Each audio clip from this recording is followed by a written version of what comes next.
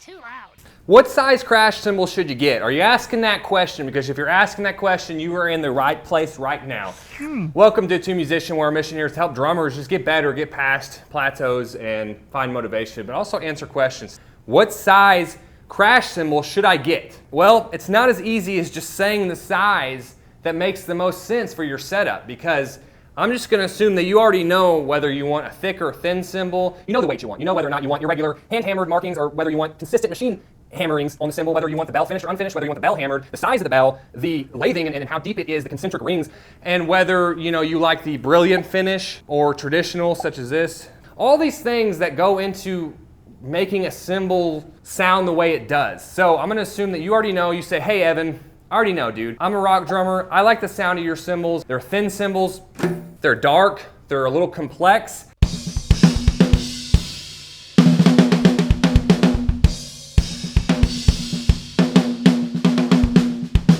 A lot of volume at the top end, and then the sustain gets out of the way really quick. I like those sounds. If that is you, you already know all those things. You know your musical applications and what you're using these cymbals for, where you're playing at, what venues you're playing at, all these different things. If you already know that, I would recommend a 19-inch crash cymbal. If you do not have that size, I would recommend it. I feel like it's a big enough size where it can be versatile for many different styles. You can even ride on it sometimes, which kind of gives it that dual purpose. You'd be able to ride it and then crash into it when you need, and then kind of keep riding it, so you can do more things on those, and you don't have to have the cymbal as close to you. It's a few inches bigger. So I'd recommend a 19, maybe even a 20.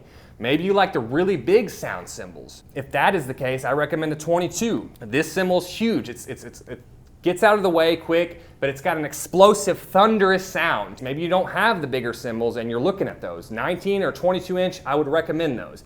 Maybe you already have the big cymbals. Maybe you have an 18-inch crash or a 20-inch crash, and then you have a 22-inch ride, and you're like, hey, dude, I just want to get like another cymbal, but I'm not sure I want a big cymbal. I would recommend a 17 or a 16-inch. This is a 17-inch right here. It's going to be one of those cymbals where you're able to get that quick accent within your playing. It kind of differentiates itself from the rest of your cymbals, because you would have that 22, a 20-inch, and that 17, and you can get that quick accent with it, get that kind of almost like a splashy sound, because it is a smaller crash cymbal.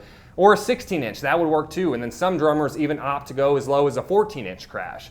If you haven't already, hit that subscribe button, hit the bell notification, so that way you're notified every single time we upload a video here. Share and like this video if you found it helpful whatsoever. But what is your favorite size crash cymbal? What would you recommend? But as I mentioned, those things are not the most important. The size of the cymbal is not the most important. So let's delve into these few things that you need to take into consideration when choosing your crash cymbals other than size. So the first thing is musical style. You have to determine, okay, am I playing rock music? Am I a rock drummer? Am I a jazz drummer? Maybe you're a session drummer, so your setup requires more of you because you'll be playing different genres. So you have to consider whether you want thin cymbals like these, or maybe you want a thick cymbal like this.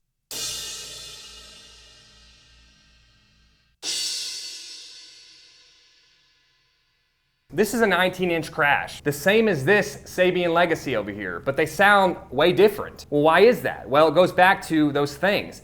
This Sabian HHX is thinner.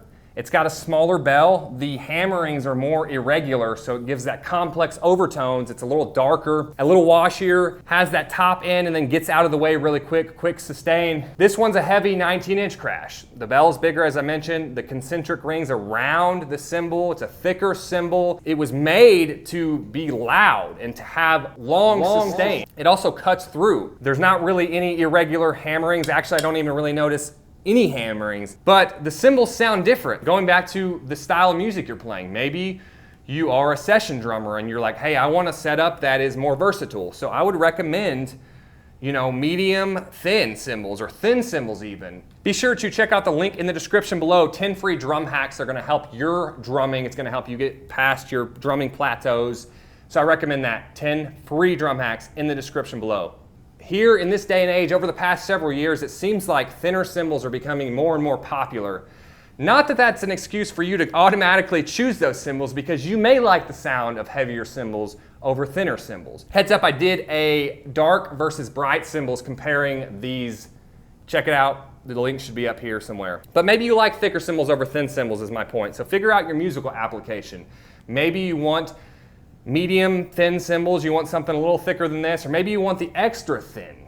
In that case, it'd get out of the way a little quicker than just a regular thin cymbal. So think about those things.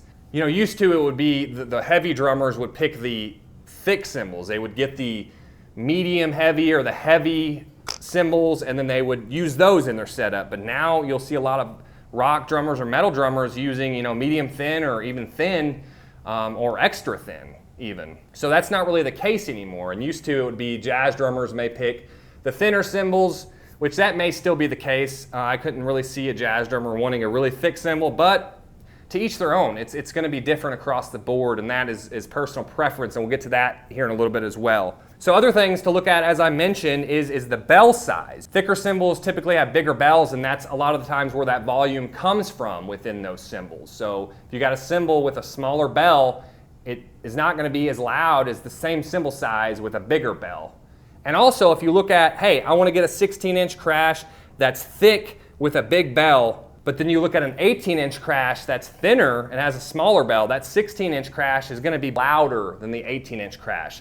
So take into consideration those things as far as the styles of music you're playing, or maybe the venues, like I mentioned. You may be playing with a bunch of musicians or in a venue where you need to be a little quieter. So maybe opt for the thinner cymbals and smaller diameter for quieter cymbals so that you can play for what the music calls for. And then we have different finishes. We have the traditional finish.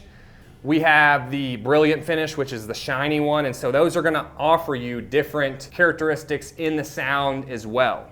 And then you also have the unlathed cymbals, such as this 22-inch crash. The bell is unlathed, the rest of it has that traditional finish. An unlathed cymbal will also add to the dryness of a cymbal. So any of the dryness you hear also has to do with the way that the bell is unlathed here on this 22-inch cymbal.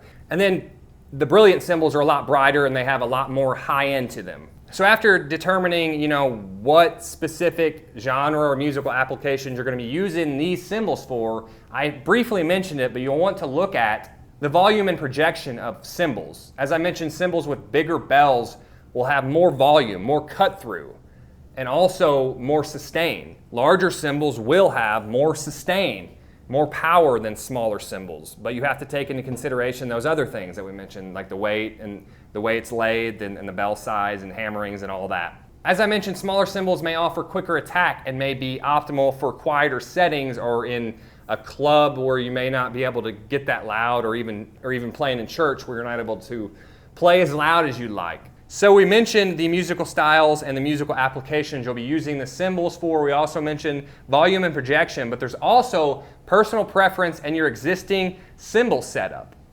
As I mentioned earlier, you may want to add a smaller cymbal to your setup if you already have larger crash cymbals, and then vice versa.